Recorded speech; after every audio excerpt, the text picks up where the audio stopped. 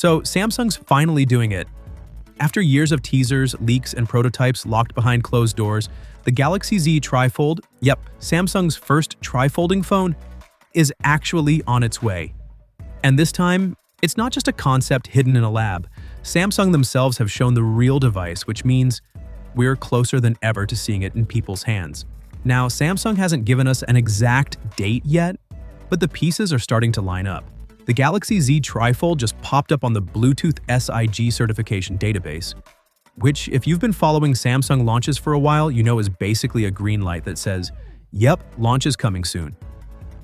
The certification lists a bunch of model numbers: SMD 6390, 639U, 639U1, 639N, and 639B.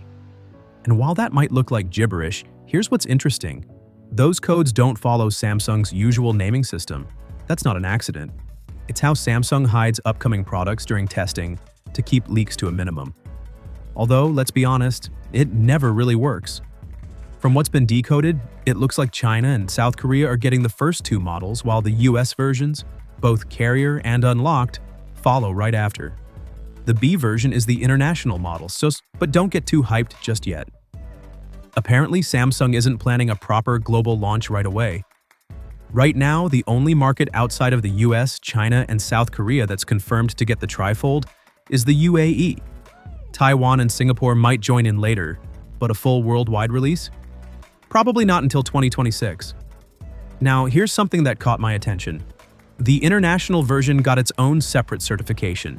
That could mean Samsung's tweaking the hardware a bit depending on the region.